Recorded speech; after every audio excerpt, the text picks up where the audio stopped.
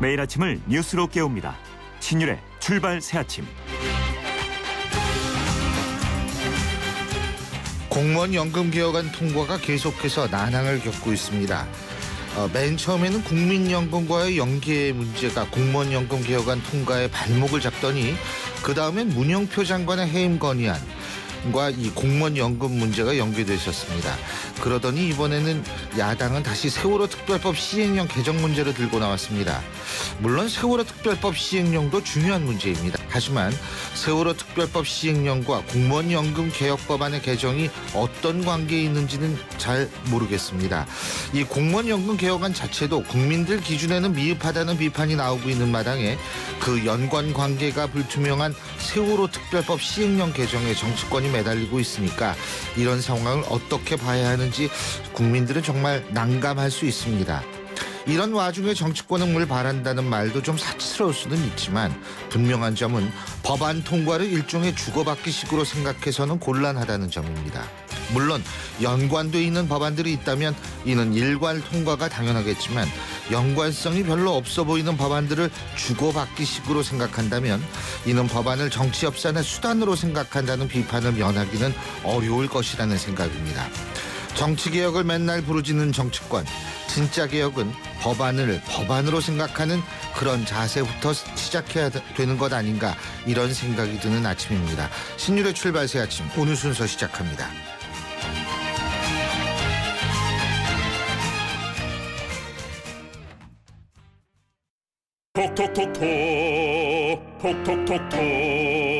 이 음악은 김치가 맛있어질 때 나는 유산균 소리로 만든 운명 교향곡입니다. 배추김치 톡톡, 열무김치 톡톡, 동치미 톡하게 유산균이 9배 더 많아 진짜 맛있는 김치. LG 헤이오스 김치 톡톡. 신율의 출발 새아침. 예, 어제 공무원연금 개혁안 처리를 놓고 여야가 또다시 막판 진통을 겪었는데요. 이것을 놓고서 새누리당은 좀 다른 시각으로 또 접근하고 있는 것 같습니다.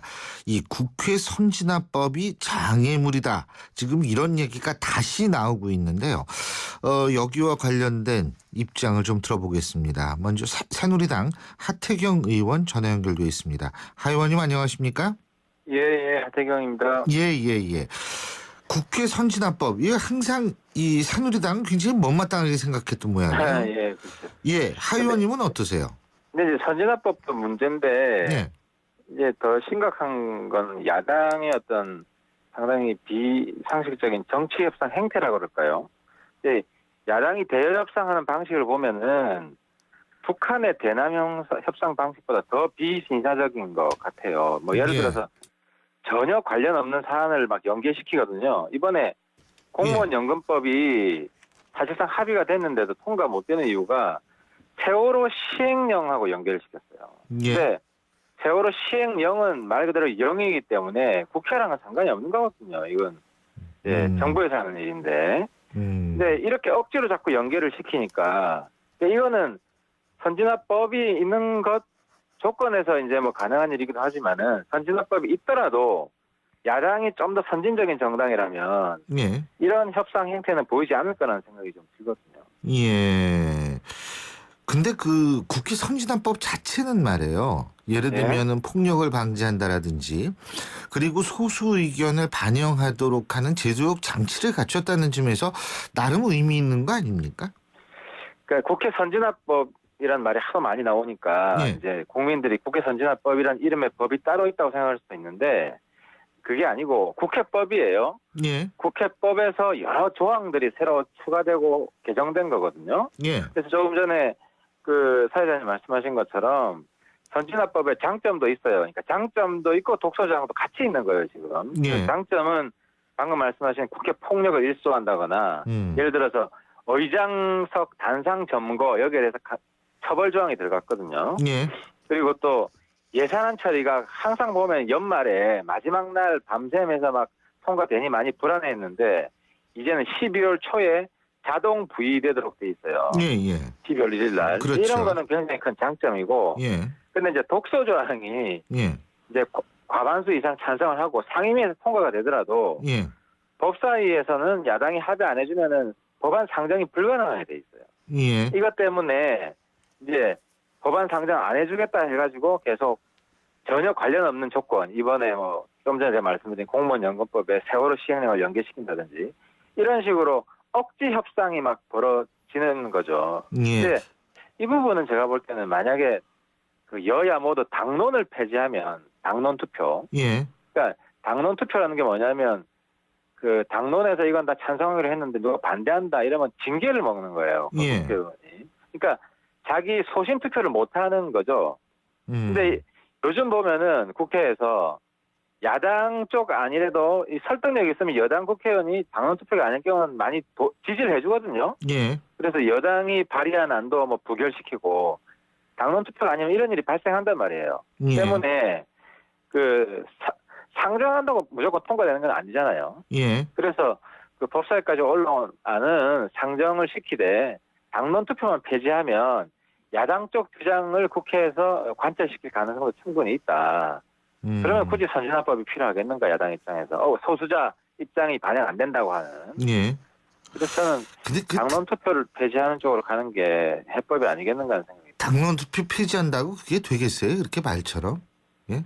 근데 요즘 뭐 그거는 개파 없애겠다고 선언하면 없어진다라고 얘기하는 것하고 비슷한 거 아닌가요? 근데 야당도 그렇고 여당도 그렇고요. 예. 사실 추세가 그 당론을 정하더라도 따르지 않는 경우가 종종 생깁니다. 뭐 저 같은 예. 경우도 안 따르는 경우가 있었고 뭐 방식은 다양하지만 예. 그래서 국회의원들도 갈수록 그 당의 눈치보다는 국민들의 눈치를 많이 보기 때문에 예. 자기 당의 법안이라도 약간 억지성이 있다 그러면은 국민과 여론의 눈치를 볼 때는 따라가기가 좀 어려운 면이 있습니다. 그래서 예. 당론 투표 자체가 좀 구태가 되고 있지 않나 하는 생각입니다. 예. 자, 그리고 말이에요. 또 다른 문제가 이제 오픈 프라이머리 문제인데 말이에요. 예. 오픈 프라이머리 뭐 이거 지금 새누리당은 이거 할 거죠? 새누리당은 의지가 굉장히 강합니다. 만약에 오픈 프라이머리 안 되면은 당 대표 바보 될 정도로 지금 당 대표 의지가 강하고. 예. 근데 이제 쟁점은 야당 합의 안 될 때 되겠느냐. 그래서 지금 여당의 태스크포스가 질문하신 거잖아요. 예. 그 태스크포스는 뭐냐면 뭐 야당의 합의를 뭐 종용하는 그런 태스크포스가 아니라 합의 안 해준다는 걸 전제로 했을 때 예. 여당 독자적으로 오픈 프라이머리를 시행할 수 있는 방법을 찾는 거예요. 그래서 지금 오픈 프라이머리는 전제 조건이 선관위가 들어와야 됩니다. 맞습니다. 예, 뭐 이거는 저기 공식 선거랑 똑같거든요. 예. 그러면 이제 선관위가 들어올 경우에 만약에 서울, 경기 같은 건 역선택이 가능성이 있잖아요. 야당 조직표가 있으니까. 예. 그래서 야당이 합의 안 해주면은 서울, 경기는 저는 오픈 프라이머리 어렵다고 봅니다. 네. 그래도 가능한 지역은 영남은 가능하라고 봐요.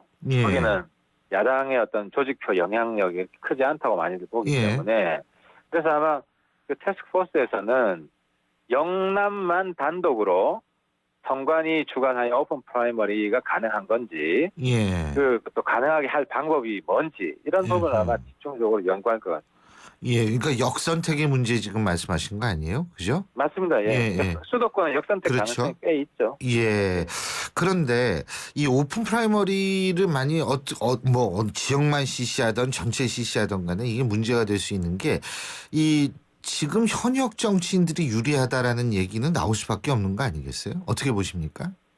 아무래도 인지도 유리한 측면에서. 면이 있죠. 예. 면이 있는데 또 이제 유리한 분들이 이제 전 국회의원님들 다선하고 그 현역보다 초선 현역보다는 다선했던 분이 더 지명도가 높을 수 있지 않습니까? 그렇죠. 그 지역에서는. 그 예. 지역에서는. 예. 그리고 또 그 지역에서 그 유지나 꽤 지역 내 영향력이 있는 분들 이제 이런 분들이 그 가능성이 높기 때문에 예. 그래서 이제 제가 그때 보수혁신 특위할 때 그걸 견제하기 위해서 예.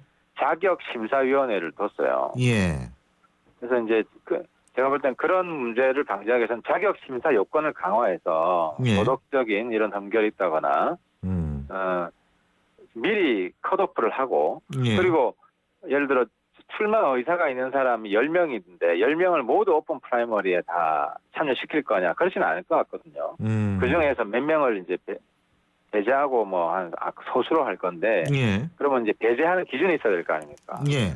그래서 당에서 자격 심사 기준에 대해서 좀 엄격하게 전 논의가 돼야 된다고 생각합니다. 그때는 자격 심사 누구를 배제시킬 것인가 예. 이 부분 논의가 안 됐거든요. 예. 이게 앞으로 과제입니다. 예. 자, 그리고 황교안 국무총리 후보자 청문회 뭐 지금 야당 같은 경우에는 이제 청문특위 구성이 다 끝난 모양이더라고요. 그죠? 그 여당도 이제 빨리 구성을 해야 될 것 같은데 지금 야당의 공격이 만만치가 않아요.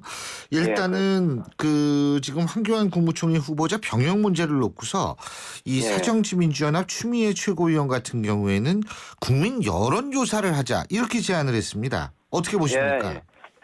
그건 좀 제가 볼 땐 그건 일종의 지난번에 이제 야당 최고위원회도 거의 봉숭아학당 이야기 나왔잖아요. 예. 이게 제가 볼 때 좀 죄송한 말씀이긴 한데 봉숭아학당 이편 같아요. 왜냐하면은 예. 이게 처음 나온 이야기가 아니라 예. 지난번 이완구 총리 인준 예. 때도 문재인 대표가 여론조사로 결정하자고 해가지고 예. 뭐 욕 엄청나게 먹었잖아요. 예, 예. 그때 그랬었죠. 그래서 이미 이 총리에 대해서 여론조사 이거는 국민적인 어떤 심판이 된 사안인데 예.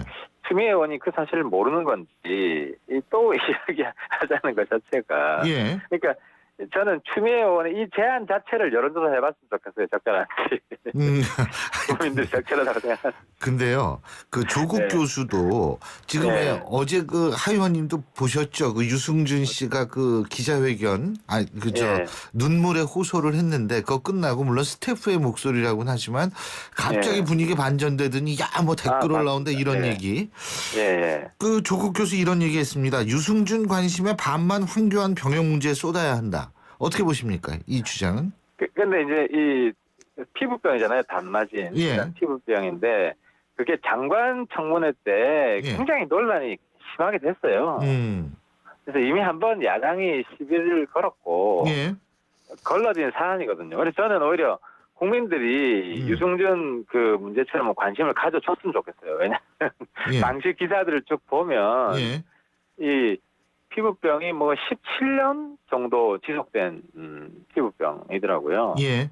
그래서 이거는 병역을 기피하기 위한 고의성 그런 게 아니다 예. 하는 것들을 입증할 자료도 저는 충분히 있다고 생각되고, 근데 이제 한번 걸러진 건데 야당도 아는데 지금 뭐 병역이 예민한 거기 때문에 지금 예. 뭐 또 재탕하고 있거든요. 그래서 저는 조국 교수님 말대로 국민들이 많은 관심을 가져주고 그 당시 팩트에 대해서 확인을 해보셨으면 좋겠습니다. 예, 그렇죠. 예. 자, 마지막으로 한 가지만 더 여쭤보겠는데요. 조선일보가 제기한 문재인 대표와 그러니까 문재인 대표가 청와대에 있을 때의 특사 문제요. 이거 어떻게 보십니까? 그러니까 이게 좀 심각하다고 보는데요. 네. 저는 문재인 대표가 보궐선거에서 진 것보다 이게 더 당 대표를 사퇴해야 되는 심각한 결함이라고 저는 생각을 해요. 그리고 이거 국정조사 요건도 됩니다. 왜냐하면은 좀 심각한 제가 볼 때 두 건이 있더라고요. 예. 김정길 전 의원 같은 경우는 재판 끝나고 1년도 안 돼서 사면이 됐어요. 예. 그리고 이거 완전히 특혜 사면이고 또 전해철 의원 같은 경우는 통신업체 대표인데 예. 항소심을 포기했어요. 그리고 2005년에 복권했거든요. 예. 전해철 의원이 예. 기소가 될 때. 그러니까 이거는 성완종하고 유사해요. 항소심 포기하고 사면 복권이 된 게. 예. 근데 이거는 사실 사면이라는 게 국민 대통합을 위한 건데 이거 보면 뭐 돈 있는 사람 아니면 권력에 가까운 사람만 사면 복권 시켜준 완전히 이게 공공윤리의식 실종 사건이에요. 예. 그래서 이 부분은 예. 저는 문재인 대표가 해명 해야 될 뿐만 아니라 예. 국정조사를 수용을 해야 된다고 생각을 해요. 예. 철저히 따져보고 만약에 이 과정에서 성완종 특혜 사면처럼 예. 어떤 불법적인 요인이 있을 가능성이 충분히 있다 저는 생각을 합니다. 그 부분이 알겠습니다. 밝혀지면은 사법 처리까지 될 수 있는 사안인 것 같습니다. 예. 오늘 말씀 여기까지 듣죠. 고맙습니다. 네, 감사합니다. 지금까지 새누리당 하태경 의원이었습니다. 자작나무 숲과 광활한 바이카로수, 시베리아의 여름 여행을 계획하신다면 이 곡은 꼭 들고 가시는 게 어떨까요? 차이콥스키의 피아노 협주곡 1번입니다. 대한항공 러시아 4개 도시 운항. Korean Air. 신율의 출발새 아침 1부 순서는 여기서 줄입니다. 잠시 뒤 2부에서 뵙죠.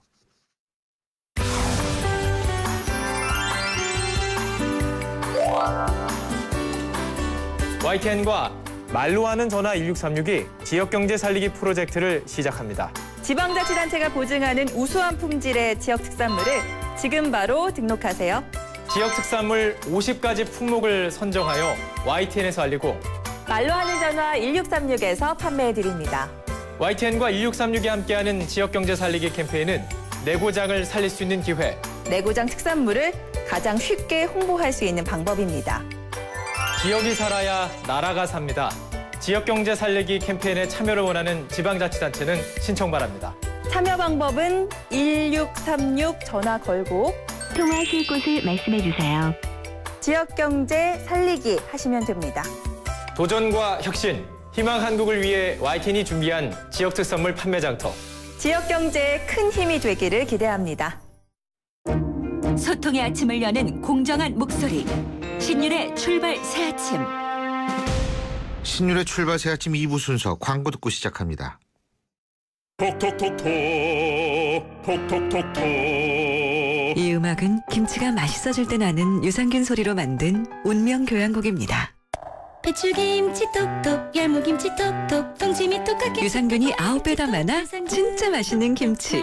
LG 히어스 김치 톡톡 오늘도 하품하다 하루가 다 갔어.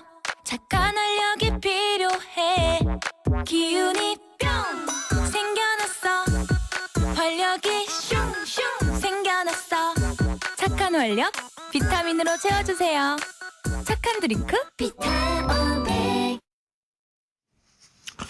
예, 7시 36분 32초 지나고 있는데요. 지금 현재 어제보다는 오늘 덜 밀리는 것 같은데 어떤지 알아보죠. 교통 상황 김정은 캐스터. 네, 출발새 아침 교통정보입니다. 이 교통량이 어제보다는 조금 적은 편이라고는 하지만 그래도 곳곳에 돌발 상황이 때문에 또 밀리는 곳도 생겼습니다. 분당 수서로 이용해서 도심 진입하는데 탄천 1교 부근 하위차로에 고장차가 서 있는데요. 이 뒤쪽으로 복정에서 탄천까지 시속 20km 미만 정체가 되고 있고 이어지는 청담대교는 북단에서 남단 쪽으로 반대편으로 밀리고 있습니다. 올림픽대로 하남 쪽으로 가는 길 방화대교 진안 지점에 사고가 있었는데요. 조금 전에 처리 작업 모두 끝이 났지만 행주대교부터 방화대교 지날 때까지 시속 10km 안팎으로 정체가 상당히 심한 편이고요. 이 구간 지나는 데만 대략 8분 이상이 소요가 되고 있습니다. 이후로도 양화대교에서 한강대교까지 정체가 되고 공항 쪽으로도 잠실대교부터 동작대교까지 정체 서행입니다. 강건너 강변북로 구리 쪽으로도 방화대교부터 한강대교 지날 때까지 쭉 정체가 되고요. 일산 쪽으로 이동하는데 성수대교부터 반포대교까지 올림픽도로보다는 조금 짧은 구간에서 밀리고 있습니다. 내부순환로도 양방향 교통량이 빠르게 늘어나고 있는데 성산대교 쪽으로는 기름램프에서 정릉램프, 반대 성수동 쪽으로 홍제램프부터 홍지문 터널까지 시속 30km 미만입니다. 출발새 아침 교통정보였습니다. 신율의 출발 새 아침. 촌철살인 헤드라인. 촌철살인 헤드라인 오늘도 이숙현 시사 컬럼니스트 나와 있습니다. 어서 오십시오. 네, 안녕하세요. 예, 오늘은 촌철살인을 조금 늦게 합니다. 네, 좀 늦게 했네요. 그죠? 네. 그래요. 자, 오늘 첫 번째 촌철살인 어떤 걸까요? 예, 이건 오늘 뭐 그 시간상 신문에 나온 건 아니고요. 오늘 새벽에 전해진 소식입니다. 예. 오늘 오전 1시 30분경에 강원 화천군 사내면 용담리 인근에서 육군 모부대 소속 장병 20여 명이 행군 중에 나무다리가 끊어지는 사고가 발생했습니다. 예. 이 5m 아래로 추락을 했는데요. 이 장병들은 지금 인근 병원에서 치료를 받고 있는데 일부 장병은 부상 정도가 심한 것으로 전해졌습니다. 아, 5m면 5m면 꽤 깊죠. 2층이 넘어요. 그렇죠. 높이 건물 높이로 한다면. 그렇죠. 아이고 예. 이거 참 이 새벽에 그 어두울 때 굉장히 놀랐을 것 같은데 지금 이 새벽에 장병들은 야간 전술 훈련 중이었다고 합니다. 이 사고가 난 나무다리는 길이가 15m였고 폭이 2.5m 규모였던 것으로 전해졌습니다. 지금 군 당국이 정확한 사고 경위를 조사 중인데요. 예, 부상당한 장병들 빨리 쾌차했으면 좋겠습니다. 아, 저도 이거 참 자식 키우는 입장에서 볼 때 깜짝 놀랐어요. 네. 그리고 어제 이숙현 칼럼니스트가 어제 진짜 발빠르게 남들이 아무도 주목하지 않을 때 이 뉴스를 전해주셔서 오늘 이제 이 뉴스 진짜 많은 사람들이 주목한 뉴스가 있습니다. 뉴스 보시는 눈이 대단하신데 국정원의 네. 사상 검증 문제요. 예? 예, 그 전전날 보도가 나왔던 거였는데요. 예. 이 국가정보원이 경력판사 지원자를 상대로 사전 면접을 실시한 의혹이 그 법조계 파문을 일고 있다 이렇게 전해드렸었는데 이 서울지방변호사회가요. 이 논란이 된 판사 신원조제 규정의 삭제를 요구하고 나섰습니다. 그러면서 문제가 되고 있는 대통령령에 대한 위헌 소송을 제기하겠다고도 밝혔습니다. 서울변협은 어제 성명을 발표했는데요. 이 판사 임용에 어떤 세력이나 정치적인 입장도 개입할 수 없도록 규정이 개정돼야 된다 이렇게 지적을 했고요. 예. 민변도 역시 성명을 내고 이 정보기관과 대법원이 공안 통치를 자초한 중대한 사건이다 이렇게 강력히 비판하고 나섰습니다. 여기에 대해서 대법원은 뭐 할 말이 있다는 거죠. 이 대통령령으로 보안 업무 규정이라는 것이 있고 그 규정에 따라 한 것이다. 그리고 국가 안보에 대한 위험성 판단 자료로만 활용한다. 이렇게 맞서고 있는 상황입니다. 예. 하지만 이 국정원이 질문했다는 내용이 이 국가 안보에 대한 것인지 잘 모르겠다는 지적이 나오고 있는데 뭐 어저께 말씀드렸던 것처럼 세월호 사건이나 노조 활동에 대한 견해 등을 물었다고 하죠. 사실상 사전 검증이다 이런 의혹이 제기되고 있는데요. 어떻게 결론이 날지 좀 더 지켜봐야 될 것 같습니다. 근데 뭐 노조 문제 같은 경우는 노조가 월급 올려달라고 얘기하는 걸 어떻게 생각하십니까? 그러면 그건 노동자의 입장에서 당연한 거 아닙니까? 이렇게 얘기하면 걸리는 건지 모르겠어요. 네네. 예. 자, 메르스 문제 말이에요. 메르스. 이게 어떻게 전북 정읍까지 지금 내려갔어요? 그렇습니다. 이게 또 정부 당국이 인식하는 것과 이 국민들이 받아들이는 게 약간 좀 온도차가 있는 것 같은데요. 일단 어제 전북 정읍에서 말씀하신 것처럼 이 메르스 의심 신고를 한 20대 여성이요. 시외버스를 타고 광주로 이동한 뒤에 격리 조치된 것으로 확인이 됐습니다. 이 여성은 지난 4개월 동안 북아프리카 알제리에 머물다가 이 카타르 도하 공항을 경유해서 지난 23일 한국에 입국을 했다고 합니다. 예. 질병관리본부 관계자에 따르면 신고를 받고 보고를 하는 사이에 A 씨와 연락이 잠시 끊겼고 이후에 광주에 있는 것을 확인해서 즉시 격리 조치했다고 설명했습니다. 보건당국은 애초에 A 씨를 자가 격리 조치시켰다라고 밝혔지만 이게 제대로 되지 않은 것이 그대로 드러난 거죠. 그렇군요. 네. 근데 이 A 씨가 메르스에 감염됐을 가능성이 희박한 것으로 지금 보건당국은 보고 있다고 그러네요. 그렇습니다. 뭐 A 씨가 적극적으로 검사를 요청해 와서 검사 대상자가 된 것이지 어떤 다른 감염 의심 환자와는 좀 다르다라는 입장입니다. 이 중동을 잠시 경유만 했을 뿐이고 또 가벼운 감기 증상으로 고열도 없기 때문에 이 메르스 감염 가능성이 낮다는 게 지금 질병관리본부의 입장입니다. 예. 어쨌든 A 씨가 그 이동한 경로, 접촉자 등에 대해서 역학조사를 벌이고 있다는 게 보건당국의 설명인데요. A 씨에 대한 그 조사 결과는 오늘 오전 중이라도 뭐 이르면 나올 것으로 전해졌습니다. 아니 본인이 이렇게 조심해 주는 건 정말 우리 국민의 입장에서 볼 때 고마운 거죠. 감사한 거죠. 예. 네. 이 조금이라도 이상하면 내 중동 쪽으로 갔다 왔는데 이건 참 우리 국민으로서 고마운 건데 진짜 이거 좀 아무것도 아니었으면 좋겠다는 생각이 들어요. 네. 예, 감기였었다 이랬으면 좋겠습니다. 그렇습니다. 예. 자, 한미일 육자회담 수석 대표 대북 제재의 한 목소리라고 얘기를 하는데 뭐 이거는 어제 오는 얘기는 아닌 것 같고. 그렇죠. 근데 이제 날이 갈수록 스스로 고립을 북한이 자초하고 있기 때문에 또 대북 제재의 그 강도도 높아지는 것 같습니다. 지난 이틀간 그 한미일 수석 대표들이 서울에서 회담을 열었습니다. 북한에 대한 제재 실효성을 높이는 대북 압박을 해야 된다. 이런 것에 대해서 인식을 같이 했는데요. 어제 오전에 무려 3시간 동안 3자 협의가 있었고요. 이 자리에서는 최근에 현영철 인민무력부장 숙청 등 어떤 불안정한 북한 내부 상황과 이 잠수함 발사 탄도미사일, SLBM 실험 발사 등 그 북핵 문제에 대해서 여러 가지 논의가 있었던 것 같습니다. 예. 한미일 3국은 여기에 대처하기 위해서 보다 강한 압박을 가하는 한편 이 육자회담 당사국과의 대화에 나오도록 유도한다는데 인식을 같이 한 상황입니다. 예, 그렇군요. 그런데 이번 회의에서 다소 이례적으로 북한 인권 문제가 나온 모양이더라고요. 그렇죠. 지금 유엔에서도 북한 인권 문제에 대해서 계속 지속적으로 관심을 보이고 있는데요. 이 그동안 육자회담에서는 북핵이나 미사일 문제 등 주로 이제 안보 문제에만 집중해 왔습니다. 하지만 이번에는 좀 달랐다고 하죠. 이 북한 인권 문제를 다루는 국제사회의 모멘텀을 유지하기 위한 방안까지 함께 논의됐다고 합니다. 우리 측 대표인 황중국 외교부 본부장은 이 기자들과 회담 이후에 만났습니다. 이 최근 논란이 되고 있는 SLBM과 관련해서는요. 아직 기술적인 평가는 결론이 나지 않았다고 전제를 하면서도 하지만 이것은 유엔 안보리 결의 위반에 틀림이 없고 또 안보리에서 필요한 논의를 하게 될 것이다라고 전망을 했고요.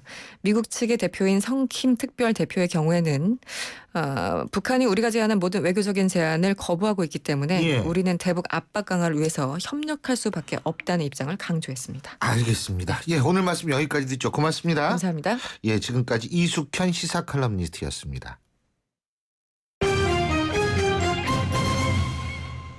경제뉴스 알아보겠습니다. 한국경제TV 신인규 기자 연결합니다. 신 기자. 네, 안녕하십니까? 안녕하십니까. 자, 이동통신사들이 선보인 데이터 중심 요금제. 벌써 가입자가 100만 명이 넘었다고 그러는데, 그죠? 그동안 이렇게 빠른 시간 안에 특정 요금제 가입 숫자가 100만 명을 돌파한 거, 이게 처음 아니에요? 예, 그렇습니다. 처음입니다. SK텔레콤이나 KT, LG플러스와 같은 이동통신 3사가 예. 무제한 음성통화가 포함된 데이터 중심 요금제라는 걸 선보인 지가 아직 20일 정도밖에 지나지 않았거든요. 예. 이렇게 인기를 끄는 거는 데이터 중심 요금제가 소비자가 보기에 기존 요금제보다 유리해 보인다는 얘기입니다. 아, 그렇군요. 근데 유리해 보인다. 실제로도 유리한가요? 기존 요금제보다 싼 겁니까? 예, 전화 연결이 지금 다시 끊어졌는데요. 저도 사실 이 부분이 굉장히 중요합니다. 근데 여러분, 이 요금제 선택하실 때 여러분들이 꼭 고려해야 될 것이 데이터를 많이 쓴다라고 생각하시는 분과 전화를 많이 하신다는 분, 두 분으로 나뉘는데 여기에 따라서 유불리가 달라진다는 겁니다. 다시 전화 연결돼 있습니다. 자, 데이터 중심 요금제가 실제로 기존 요금제보다 싼 겁니까? 예, 꼭 그렇지는 않다는 답을 드려야겠습니다. 예. 데이터 중심 요금제는 최저 요금이 29,900원부터 시작을 하하는데요. 예. SK텔레콤과 KT, LG플러스가 기존에 운영하던 LTE 최저 요금제가 각각 35,000원, 28,000원, 34,000원인데 예. 이런 요금제는 데이터 중심 요금제는 없던 약정 할인, 그러니까 2년 동안 이 요금제를 계속 사용하는 조건으로 할인이 붙는 게 있습니다. 그렇게 되면 요금제는 28,000원 아래로 내려가서 예. 최저 요금을 계산해 보면 오히려 기존 요금제가 이득인 경우가 있습니다. 아, 그렇군요. 그러니까 이게 무조건적으로 좋은 건 아니다 이 얘기인데요. 그죠? 최저 요금제 같은 경우에 데이터 중심 요금제가 오히려 비싸다 이 얘기인데, 그렇다면 사람들이 많이 쓰는 요금제 구간은 어떻습니까? 그 부분도 마찬가지입니다. 이해하시기 쉽게 저를 예로 들면요. 저는 현재 LTE 7위 요금제라고 부가세까지 포함해서 한 달에 79,200원을 내는 요금제를 씁니다. 좀 고가인데요. 예. 그런데 아까 말했던 약정 할인을 받으면 실제 요금은 57,200원 정도가 됩니다. 그런데 LTE 7위 요금제와 비슷한 혜택을 주는 데이터 요금제를 찾아보면 한 달에 부가세를 포함해서 65,890원, 또 그거보다 한 단계 낮은 요금제도 부가세를 포함해서 54,890원을 내야 하거든요. 예. 이 데이터 중심 요금제는 약정 할인이라는 것이 없기 때문에 이러한 부분들을 다 고려하면은 데이터 중심 요금제가 싼 요금제라는 말은 맞지 않을 겁니다. 예. 아직 데이터 중심 요금제 시행이 한 달이 안 됐기 때문에 바뀐 요금 고지서를 받은 사람들이 맞습니다. 이 통신료를 줄이려고 데이터 중심 요금제로 바꿨다가 오히려 더 늘어나거나 크게 차이가 없는 요금을 고지받을 수도 있기 때문에 이 선택 자체는 주의를 하셔야겠습니다. 이거 아주 중요한 정보신데 말이에요. 그죠? 그렇다면은 어떻게 하면 좀 더 싸게 쓸 수 있을까요? 이 요금제를 가장 쉽게 바꾸는 방법은 스마트폰 안에 설치된 그 고객센터 앱을 이용하는 거지만, 그렇게 되면 아까 말씀드렸던 할인의 함정, 숫자의 함정을 간과하셔서 요금제를 선택할 가능성이 있고요. 예. 머리도 복잡해집니다. 고객센터로 직접 전화를 하셔서 요금제를 바꾸는데 이런 상황에서는 가장 확실합니다. 상담원과 연결이 되면요. 나는 이런 요금제로 받고 싶다 이렇게 말씀을 하시면 안 되고 이렇게 질문을 하셔야 됩니다. 내가 쓰는 요금제보다 실제 납부 금액이 싼 데이터 중심 요금제를 알려달라. 실제 납부 금액이라는 말이 중요한데요. 이렇게 해야 약정 할인까지 모두 차감된 상태에서 기존 요금제보다 낮은 데이터 중심 요금제를 선택을 할 수가 있습니다. 이 고객센터라는 것도 엄연히 이동통신사의 일부고 기업은 일단 비싼 제품을 파는 게 좋으니까 어떤 요금제로 하는 게 실제로 가장 싸다고 미리 알려주지는 않기 때문입니다. 그리고 기본적으로 데이터 중심 요금제는 데이터 중심이라는 말과 다르게 오히려 음성 통화를 많이 쓰시는 분들에게 유리합니다. 알겠습니다. 오늘 말씀은 여기까지 드죠. 고맙습니다. 네. 지금까지 한국경제TV 신인규 기자였습니다. 점심시간이 지났지만 벨은 계속 울립니다. 7번 테이블 반찬 리필, 4번 테이블 계산, 다시 5번 테이블, 3번 테이블, 이번엔 1번. 박 사장님 쉴 틈이 없어요. 잠깐! 피로부터 풀고 하세요. 지금은 피로가 풀리는 바카스 타임. 풀려라 5천만, 풀려라 피로. 바카스. 당신의 새 협주곡은 큰 성공을 거둘 것입니다. 의사의 최면 치료는 좌절한 작곡가에게 힘을 주었고 그렇게 탄생한 이 곡 라흐마니노프의 피아노 협주곡 2번입니다. 대한항공 러시아 4개 도시 운항. Korean Air. 지마켓은 카드 없이도 결제가 되거든. 쇼핑이 이렇게 쉬워도 되나? 지우 씨, 비결이 뭐예요? 지마켓 앱 온! 지마켓의 간편 결제 스마일페이. 카드도 계좌도 한 번만 등록하면 간편하게 결제 끝. 모바일 쇼핑 히어로 지마켓. 자세한 내용은 홈페이지 참조. 2부 순서는 여기서 줄이고요. 잠시 뒤 3부에서 뵙겠습니다.